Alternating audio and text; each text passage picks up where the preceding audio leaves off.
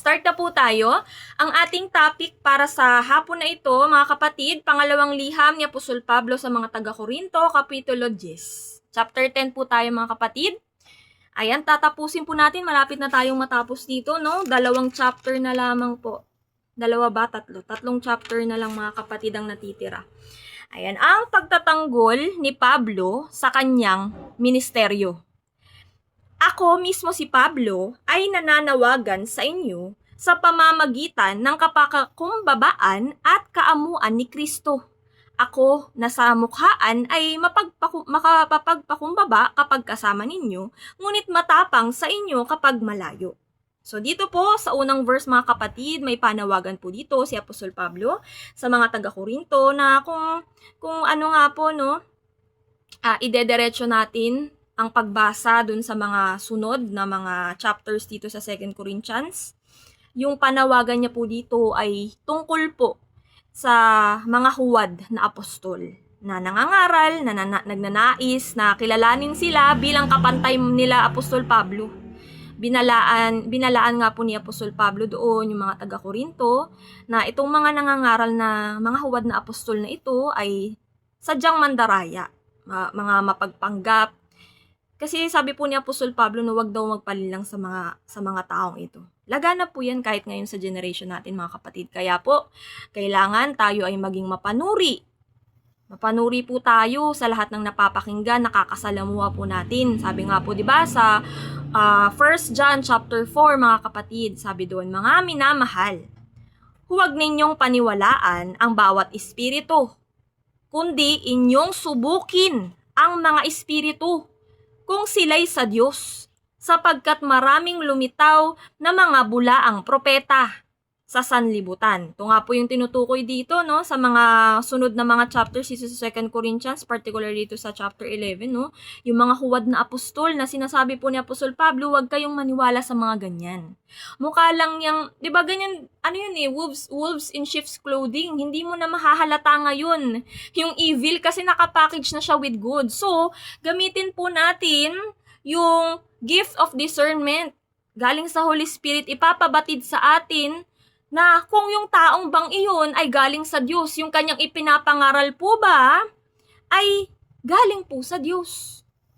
Kung same po ba nang natanggap natin yung Jesus na pinapangaral nila, kung parehas po nang natanggap natin na Holy Spirit, kung ganun din yung Spirit na pinapangaral nila, or natanggap nila, kung ibang ebanghelyo ba yung pinapangaral na nila versus dun sa ebanghelyo o kingdom gospel na na-receive natin, na tinanggap natin. So, lagi po nating i-discern. Test or discern every spirit. Kasi paalala nga po natin, ang evil po ngayon, mga agendas, evil plans, evil schemes at gawain ng kaaway ay hindi nyo na po mahahalata na evil. Kasi nakapackage na po siya into good. So, palagi po kayong magtatanong, mananalangin sa ating Panginoong Hesus. Ang Holy Spirit po ang magpaparating sa inyo kung yan po ba ay sa kaaway or sa Diyos. Maging ano po tayo, no, palaging mapanuri. Huwag nyo pong i-receive yung lahat ng napapakinggan nyo, nakikita nyo dito online or sa public, mga kapatid. Kasi lagana po talaga ang deception ni Satan. So, kung babalik nga po tayo dito sa first verse, mga kapatid, no? Sabi dito ni Apostol Pablo na kapag daw may itong mga nagsasabi sa kanya, yung mga huwad nga na apostol na nakikimingle o nakikihablubilo dito sa mga taga-Korinto para sila'y ilinlangin, ay sinasabihan po sila Apostol Pablo na sila daw ay matapang lamang sa sulat. Pagka po may mga huwad na mga propeta o ito mga huwad na apostol na nakihalubilo sa atin, talagang mahahawahan po talaga yung mga nakapakinig kung wala po kayong discernment. Kung hindi po ninyo tatanungin palagi sa Diyos kung galing pa ba sa Diyos yung mga pinapangaral nila. Huwag po tayong palinlang, mga kapatid. So ito nga po, no, sinisili po sila Apostol Pablo sa kanilang mga ginagawa na sinasabi nga daw ay matapang lamang sila sa sulat, ngunit sa personal naman ay wala. 'Di ba? Parang mahina. So sabi po dito, second verse na po tayo, sabi, ngayon, hinihiling ko na kapag ako'y kaharap, Hindi ko kailangang magpakita ng tapang na may pagtitiwala na nais kong ipakita laban sa mga naghihinalang kami ay lumalakad ayon sa makasanlibutang gawi. So sabi po dito mga kapatid no, sa verse 2, yun nga pong tinutukoy dito ni Apostol Pablo ay yung mga huwad na apostol na nabanggit natin kanina, na iyon ay sinisilip nga po yung mga ginagawa nila Apostol Pablo, yung kanilang pangangaral, at sinisiraan sila dun sa mga taga-Korinto. Kaya ang paalala po dito ni Apostol Pablo sa kanila, na siyang dapat din po ay maging warning din po sa atin na wag po nga tayong basta maniniwala sa mga ganito. Kailangan alam na alam po nating i-discern. Sabi po dito ni Apostol Pablo na gusto niyang harapin ng may tapang boldness yung mga taong ganun, yung mga naninira sa kanila. Upang ipagtanggol, ito nga po yung title, no? Upang ipagtanggol ni Pablo sa ang kanyang ministeryo. Yung kanyang sinimulan, yung gawain ng Panginoon na inatas sa kanya. Kailangan protektahan, kailangan din po ipagtanggol. Just as itong mga ginagawa po natin, na sinosurrender natin sa Panginoon, na siya ang laging pumoprotekta, nagpapalakas, at talagang nagbibigay sa atin ng provision, favor, para maprotektahan tong gawain natin at magpatuloy.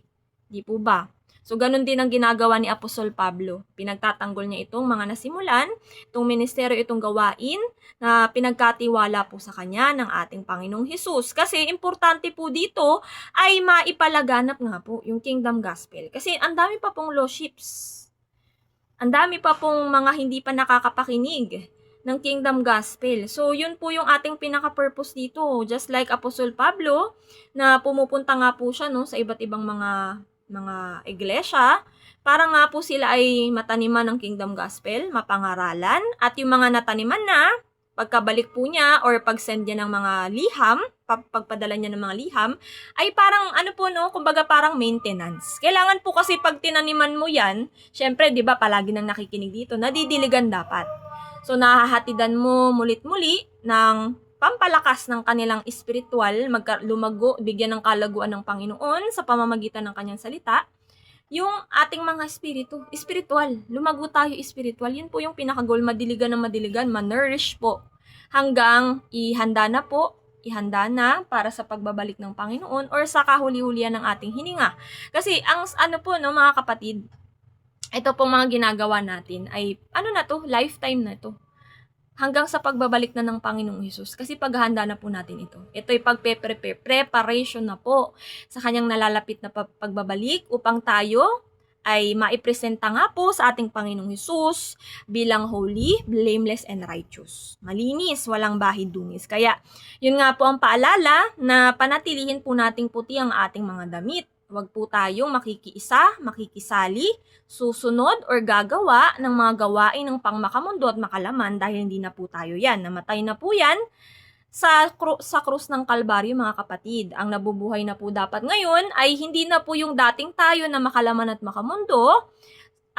Ang nabubuhay na po dapat ngayon ay yung ating pamumuhay, Christ-likeness na po. Kung ano po ang nais, will, ang kalooban ng Panginoon sa atin, ang righteousness at holiness, yun ang umiiral at naipapamuhay po natin sa pang-araw-araw. So, balik po tayo no dito sa second verse mga kapatid. Hello po, Nanay Lourdes. Magandang hapon po. Ang ating topic po no, 2 Corinthians chapter 10. Nandito na po tayo sa pagpatuloy sa verse 2 mga kapatid, no? So, sinisiraan nga po sila Apostol Pablo ng mga huwad na apostol na nandun nga po sa mga susunod na chapter nitong 2 Corinthians. Na ang sabi nga po ni Apostol Pablo dito ay gusto niyang harapin itong mga naninira sa kanya upang ipagtanggol naman ang mga ginagawa nila. Upang sa gayon ay mapasinungalingan kung ano yung paninira, kung ano yung panliling lang na ginagawa nila dun sa mga taga-Korinto. Yung mga nasasabi nilang mali. At ang sabi niya po dito ay hinaghihinala nga po yung mga ito na lumalakad daw sila sa makasanlibutang gawi. Ganun nga po yung goal ni Satan, di ba? To steal, kill, and destroy. So, ibig sabihin, katulad nga po, alam naman natin na umiiral sa mga utak ng mga taong iyan, ng mga huwad na apostol na lumilin lang nga po dito sa mga taga-Korinto, ay kumpas ni Satan. So, ang goal nga po niya yun steal, kill, and destroy. So, nanakawin niya yung mga nataniman at mga nananatili sa pananampalataya just like us. Tayo yung pilit niyang hinihila pabalik sa dating tayo, papunta dito ulit sa kingdom of darkness. Ninanakaw tayo, unti-unti. Kill. Ibig sabihin, pinapatay yung ating pananampalataya, pinapatay yung fire natin. Diba? Para nga po tumalikod tayo. And to destroy, dinidestroy niya yung reputasyon ng mga nangangaral. Para yung mga nakikinig, hindi na sila makinig doon. So yan po yan. Para nga po, ang pinaka-goal nga po nila ay tumalikod. Bumalik nga po sa dating gawi. Dating pamumuhay dito, naka-chain tayo sa sin, pamumuhay sa kasalanan, naka-slave po tayo ng kaaway. Diba? Wala tayong pagbabago sa buhay hanggang sa tayo yung mawala.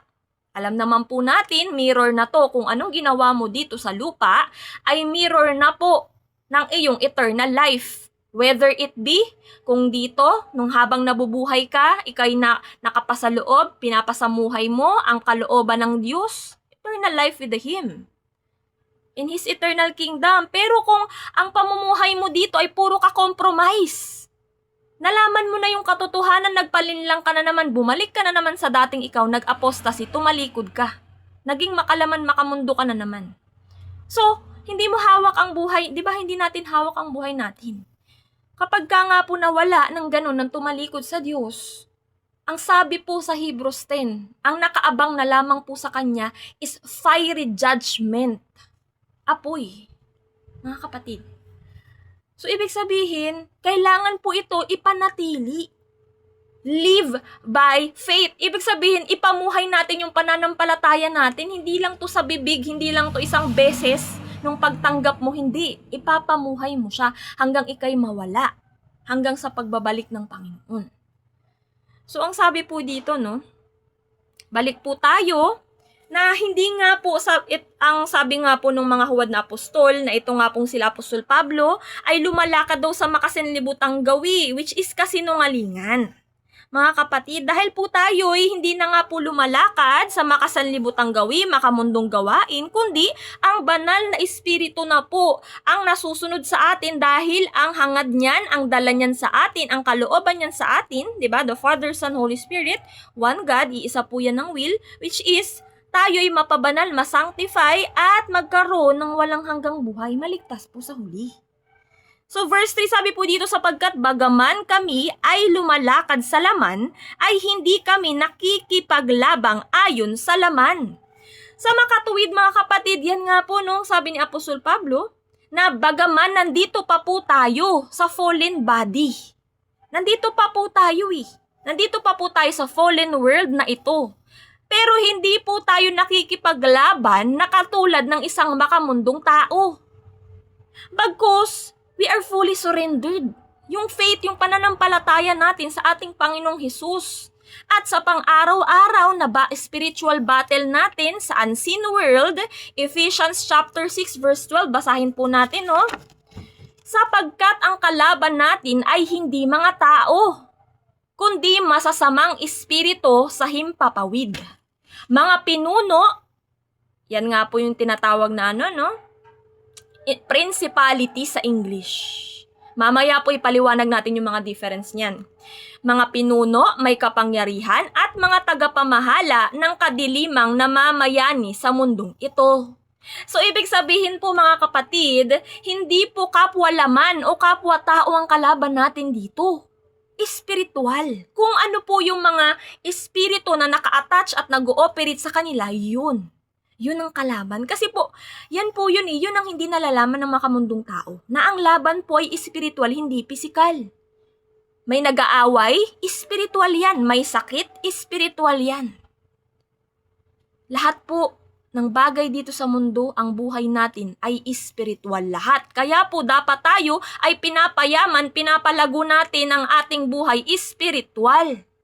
Yan po yung source. Bago po yan mag-manifest sa physical, nauuna po yung mag-manifest sa espiritual.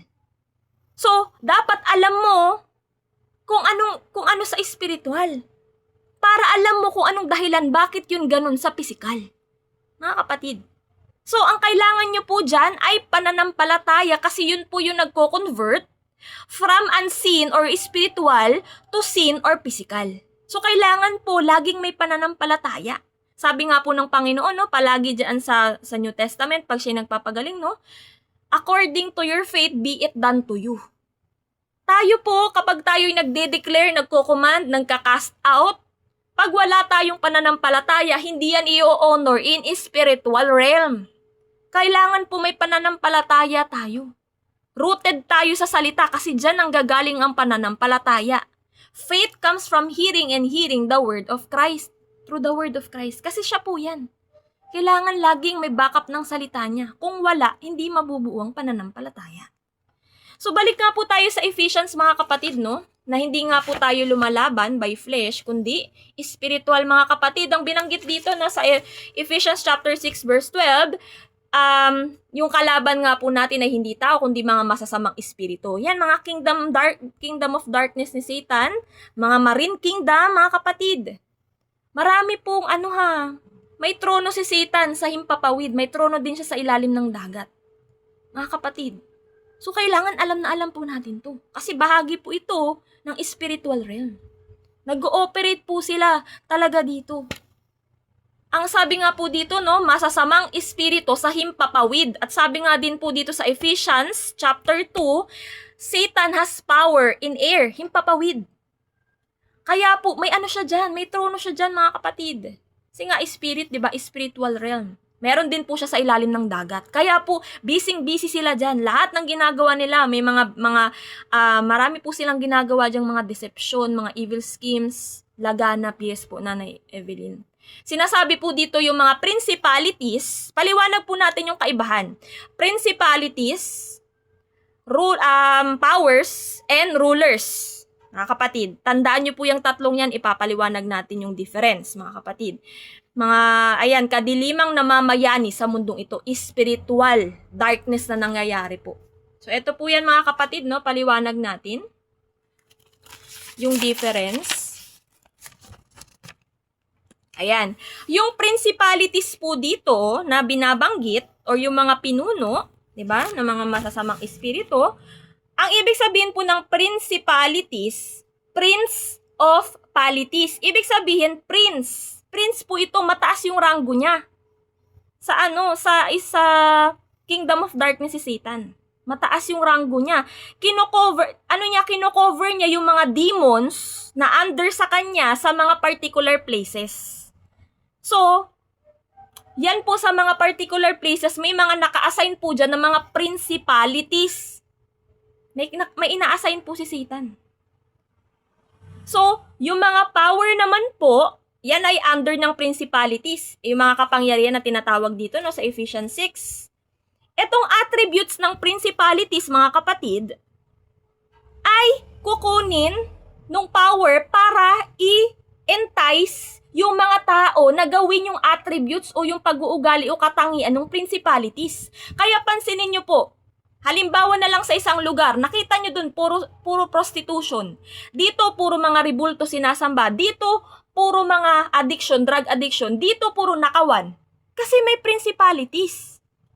Kaya yung power, di ba, ini-entice nila yung mga tao para gawin nila yung mga pag-uugali o attributes ng principalities hanggang itong mga principalities and power na ito ay masakop na po yung buong lugar, mapasakop na nga po, mapasaloob na nga po nila, at makaptive na po nila yung mga tao. Maging slave na.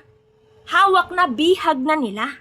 Laganap na yung spiritual wickedness or darkness dun sa lugar na iyon. So, dito naman po papasok yung rulers o yung sinasabi nga po dito na tagapamahala ng kadilimang namamayani sa mundong ito.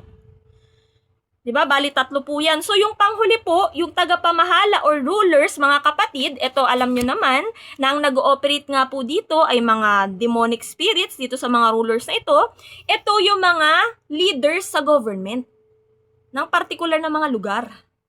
Diba? Hindi nga lang po lugar. Minsan talagang yung nakakataas. Ito po, ang role nila ay magi-start na po sila na i-enforce yung batas, illegalize po yung kasamaan. Kita nyo po sa ibang bansa, legalize homosexuality yung kasal. Legalize yung drug addiction, yung marijuana. Legalize abortion. Ito na po yan. Ito po yan yung talagang dinisib po tayo. Ito yung sistema ng spiritual wickedness. Dito sa tatlong nabanggit, principalities, powers, and rulers. Talagang nagko-connive sila para nga po ma-pervert at maging talagang kasuklam-suklam itong mundo. Grabe, no? Grabe yung ginawa nila. Kaya nung ano nga po, no?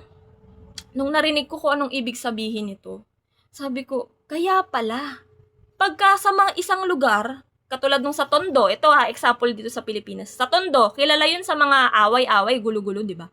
Kasi may mga principalities. Magugulat ka, kilala yung isang lugar dito sa ganito. Dahil po dito sa mga nabanggit. Kaya nga po no mga kapatid, ang mga tao ay naging bihag na po. Na-captive na po sila eh. Kaya yung mga tao, kung ano po yung fruit ni Satan, kung ano yung goal ni Satan to steal, kill, and destroy, yan na din po yung ginagawa nila sa kapwa nila. Diba? Sila'y pumapatay, sila'y nagnanakaw, sila'y naninira. Ganyan na rin po yung nangyayari.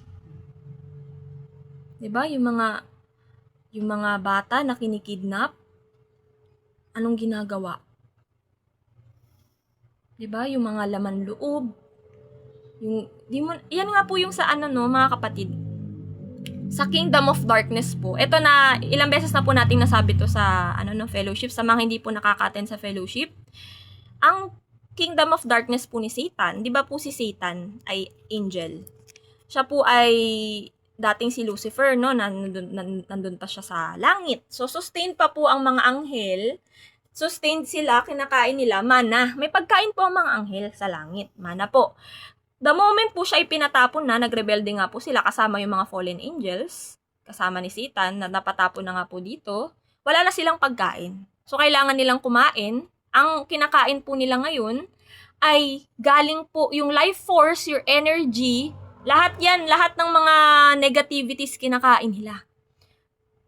Ito nga po yung nangyayari. Kaya nga po yung may mga sindikato, may mga nagkidnapping, yung mga bombahan, binobomba po nila yung mga school, mga bata. Kasi particular po talaga sila, gustong-gusto nila yung mga bata. Kasi yung life force dun sa dugo, pag dumanak po yung dugo, yung life force po doon ay pinifeed nila, kinakain nila. Sila ang nagbe-benefit po doon. Kasi wala na silang pagkain sustained from the heaven eh. So galing po sa tao, which is us, we are sustained by our Lord. Binibigyan niya tayo palagi at image tayo ng Diyos. We are created in the image of the Lord. So sa atin sila kumukuha, sa tao po sila kumukuha ng pagkain nila. Life force ang kinukuha nila kasi yung bata, mahaba pa yung life force or lifespan niya. Marami pa yung energy makukuha. Kaya nga po talamak yan yung mga evil spirits sa mga ospital. Kasi nangunguha na po sila. Diba? Bukod pa po yung kukuhanin yung soul, kinukuha dun sa mga dugo. Nangunguha po yan sila ng life force. Kaya nga po nanghihina yung mga tao eh. Saka yung mga kinikidnap po di natin alam, matatagpuan po, wala na, patay na. So, ano po yan? Agenda, nakapasaloob po yan sa agenda talaga ng kaaway. Yan yung po yung mga lumalaganap, yung Epstein files, lahat po yan. Kingdom of Darkness ang may gawa. Kaya kailangan po tayong gising tayo spiritual para nalalaman natin yung mga ganitong bagay-bagay. Diba? So, yun po yun. Balik na po tayo. Dito na po tayo mga kapatid. Saan na ba tayong verse? Verse 4. Sabi po dito, no, sapagkat ang mga sandata ng aming pakikipaglaban ay hindi makalaman, kundi makadiyos, na may kapangyarihang makagiba ng mga kuta. Yan po yan. So, ang sabi po dito ni Apostol Pablo, yung sandata po, sa pakikipaglaban natin, kumbaga spiritual, no, hindi tayo makalaman. Hindi katulad ng pakikipaglaban ng makalamang tao na physical. Tayo hindi spiritual to. Binigyan nga po tayo ng baluti, full armor of God. Yan dapat yung laging nakasuot sa atin spiritual. Basahin po natin yan, no? Balik-balikan po natin kasi importante po yan. Yan ang sandata natin. Spiritual. Wait lang po. Andito po yan mga kapatid. Sa Ephesians din po. Ephesians chapter 6. Sabi po dito, no? Ang buong kasuotang pandigma o yung full armor of God. Sa kahuli-hulihan, patuloy kayong magpalakas sa Panginoon at sa kapangyarihan ng kanyang lakas. Isuot ninyo ang buong kasuotang pandigma ng Diyos upang kayo'y makatagal laban sa mga pakana ng dyablo. So, ito daw po. Ito dapat yung isinusuot espiritual. Hindi po yan literal, espiritual po mga kapatid. Na meron dapat po tayo para may protection tayo at sandata sa spiritual darkness at lahat ng laganap na ginagawa ng kaaway, deception at atake sa atin. Sapagkat ang ating pakikipaglaban ay hindi laban sa laman at dugo. Ito nga po yung nabanggit natin, kundi laban sa mga pinuno, laban sa mga kapangyarihan, laban sa mga kapangyarihang di nakikita na naghahari sa sanlibutan, sa kadilimang ito, laban sa hukbong espiritual ng kasamaan sa kalangitan or sa himpapawid po mga kapatid, no? Kaya't kunin ninyo ang buong baluti ng Diyos upang kayo'y makatagal sa araw na masama. At kung magawa na ninyo ang lahat ay tumayong matatag. Yan mga kapatid, pag meron na daw po kayong lahat ng to, manatiling matatag. Stand with your steadfast faith, full surrendered sa Diyos. And give, 'di ba, sa Kanya ang battle. Yan nga po yung tawag dito, God will win our battles. Kasi napagtagumpayan niya na po ito eh. Kailangan na lang nating magtiwala, manampalataya at sumunod po sa Kanya. Si victory na po ito. Kailangan na lang nating tiisin at bagtasing ang makipot na daan gamit itong mga baluti or kasuotang pandigma espiritual. Tayo po dito, no? Kaya tumindig kayo na ang inyong mga baywang ay nabibigkisan ng katotohanan. Belt of truth, nasuot ang baluti ng katuwiran, breastplate of righteousness. Don't compromise the righteousness of God with the comfort, temporary comfort dito sa mundo.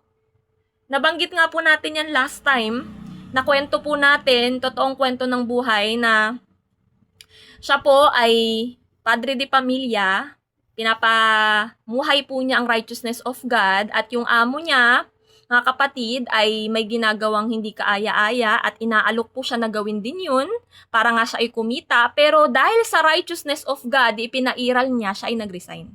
Pinagkatiwala sa Panginoon ang kanilang makakain. 7 months silang makain, pero sila'y nagpupuri, pinapanatili ang righteousness of God, holiness of God, hanggang sa i-provide ng Panginoon ang lahat. Hindi sila nagutom. Diba? So, kailangan po i-practice nyo yung righteousness. It doesn't matter what you profess.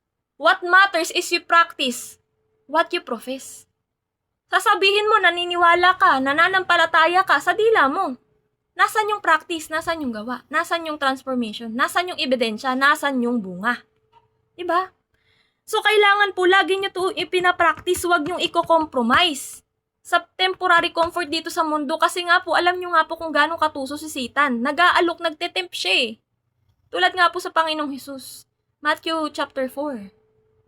Kung ang Panginoong Hesus ay tinempt ni Satan, ganun din po tayo. Pero anong ginawa ng Panginoon? Tinapatan niya ito ng word, salita. So, kailangan po tayo always rooted sa word, sa salita dahil ang Panginoong Hesus yan. Amen. Faith without works is dead. Just like faith without action or faith without practice is dead. Kasi doon mo malalaman yung ebidensya. Yun ay ebidensya na kumikilos na yung banal na espiritu sa'yo. Na totoo yung pananampalataya mo, makikita na kumikilos, gumagawa ang Holy Spirit through you. Yan. So sabi po dito, ulitin natin yung una, belt of truth, yung pangalawa, baluti ng katuwiran or breastplate of righteousness, at nakasuot sa inyong mga paa ang pagiging handa para sa ebanghelyo ng kapayapaan, or yung shoes for readiness to preach nga yung gospel of peace, mga kapatid.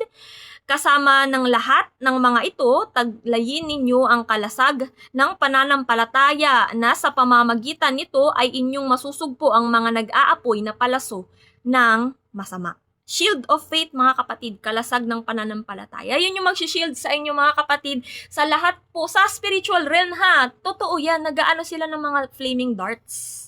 Na kapag ikay wala kang kalasag, mapepenetrate ka nun, maa-atake ka. Diba mga kapatid? So dapat palaguin ang pananampalataya rooted by word, intimacy sa Panginoon, pananalangin, pakikinig ng pakikinig sa salita. Diba? Pagbabasa ng pagbabasa sa salita. Kailangan po kilalanin nyo ng kilalanin ng Panginoong Hesus kasi po, yan po, dyan nagde-develop at lumalago ang pananampalataya. Diba? Sa Kanya, sa Panginoong Hesus at sa Panginoong Hesus pa rin po. Hindi sa kahit ano pa man. Hindi made-develop ang pananampalataya mo or hindi yan lalago dahil umaasa ka lamang sa sa pakikinig mo sa mga pastor o sa mga pari. Hindi. Ikaw mismo ang dapat kumilala, magbasa ng Kanyang salita.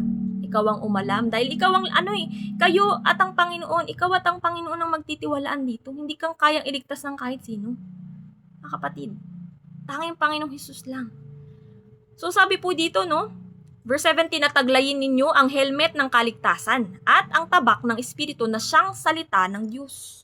Kasi ang Panginoon po ito, mga kapatid, every word contains love. Lahat ng mga nababasa natin dito ay nagpapahayag ng katotohanan at pagmamahal ng Diyos. Na kapag pinupuspos tayo sa pang-araw-araw nating pagbabasa, sa paggabay ng Holy Spirit sa atin, nalalaman natin yung kalooban ng Diyos. Nalalaman natin yung katotohanan. Diba? Lumalago tayo espiritual, mga kapatid. So, always be rooted sa Word of God, mga kapatid. At, importante, wag nyo pong kakalimutan dito sa kasuotang pandigma or full armor of God, ay kasama po dito, panalangin. Manalangin kayo sa espiritu. Kasi nga po, etong panalangin po, ito'y defense and offense natin. Ano siya? Tawag dito, dalawang side po siya. Protection at offense natin. Itong pananalangin, mga kapatid. Sabi po dito, manalangin kayo sa espiritu sa lahat ng panahon, sa bawat panalangin at pagsamo. At sa bagay na ito ay maging handa na may buong pagtsatsaga at pagsusumamo para sa lahat ng mga banal. So, ibig sabihin po, kailangan daw po yung pananampalataya nyo ay samahan nyo po ng patience. Hindi po instant to, mga kapatid. Kailangan meron po tayong patience and endurance. Kasi nga po ito'y everyday spiritual battle. Everyday nating binabagtas yung makipot na daan, gamit-gamit itong mga baluti or kasuotang pandigma para hindi nga po tayo malinlang ng kaaway at malaman po natin ang lahat ng kailangan nating gawin upang maging handa sa pagbabalik ng Panginoon. Yan po yan, mga kapatid. So magbalik na po tayo, Magbalik na po tayo sa 2 Corinthians.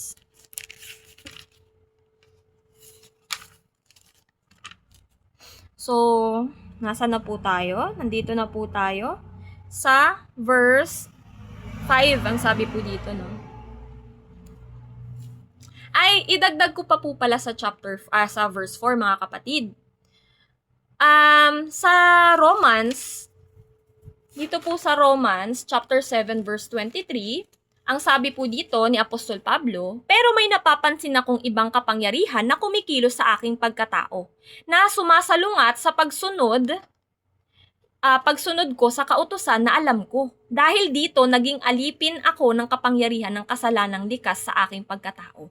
So, ibig sabihin po dito, mga kapatid, meron pong dalawa na kumikilos po sa atin. Tayong, meron na pong Holy Spirit. Tayong, nakapasakop na sa will of God. Tayong nagpa-practice na po sa righteousness ng Panginoon. May dalawa daw pong umiiral sa atin. Diba? Tayo pa po ay nasa fallen body. So, may kumikilos po dyan na law of sin. And then, yung isa, law of God. Yan po yung bitbit ng Holy Spirit sa atin. Yung law. Na hindi na sa bato nakatatak. Yung kautusan, yung new law. Yan po ay nakatatak na sa ating isip at puso. Laging ipinapaalala sa atin at hinihahatid ng Holy Spirit na kailangan tayo mag-abide, lumakad ng tuwid, maka-abide doon sa utos ng Diyos. Nakapasaloob nga po yan sa pagmamahal, Na ang sabi dito ni Apostol Pablo, nagbabattle po yun palagi sa'yo. Yung dalawa, kasi nga, nasa fallen body ka pa Nagkakasala pa tayo, nadadapa pa tayo. Pero, hindi na katulad ng dati na wala pong nagpapaalala sa atin na magsisi magbago.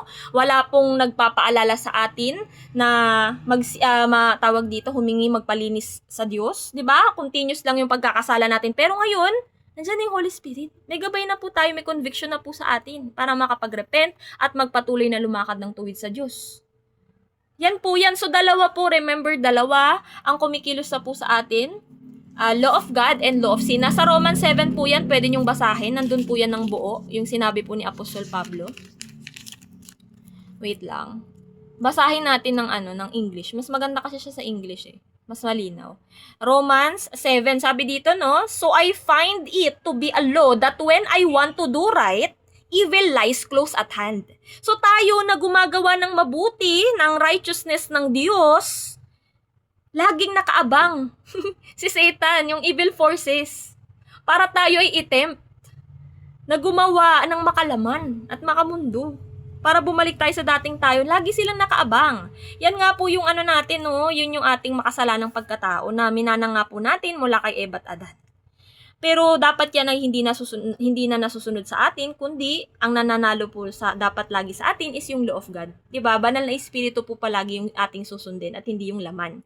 For I delight in the law of God in my inner being, but I see in my members another law waging war against the law of my mind and making me captive to the law of sin. So dalawa po yung nabanggit, no? Law of God and law of sin that dwells in my members.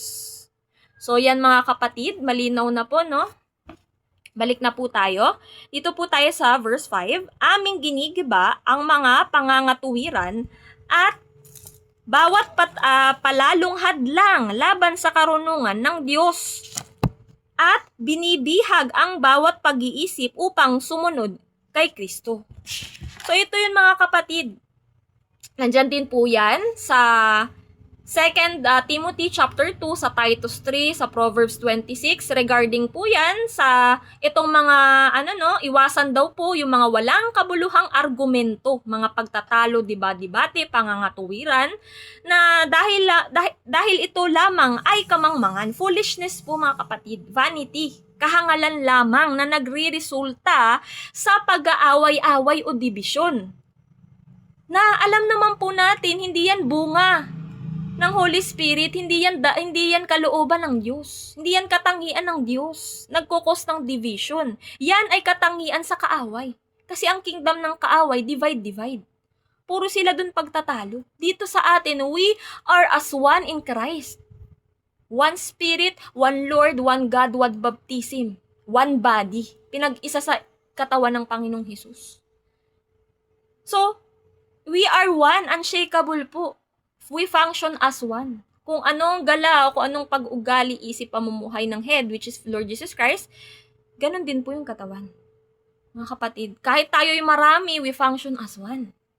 So sabi po dito, no, na lahat din po ng pag-iisip o yung thought sa ating isip, yung mga lies na pinuput ni Satan, ay bibihagin natin. Take it captive. Huwag niyong hayaan na kapag may mga thoughts dyan, dapat kilala niyo kung anong na-identity niyo sa Panginoong Hesus.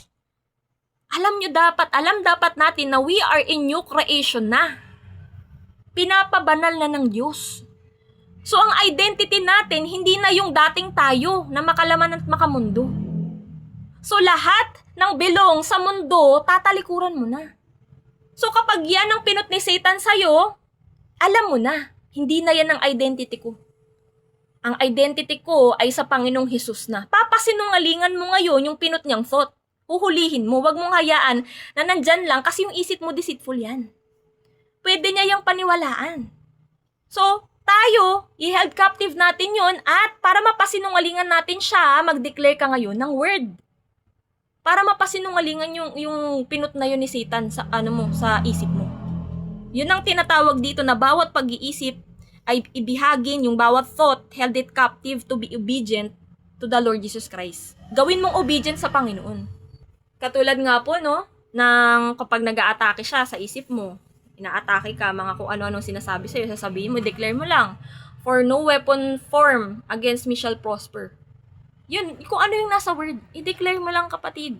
Yan ang ginawa ng Panginoong Hesus, di ba, nung tinempt siya ni Satan. So, ganun din dapat po yung ating gagawin.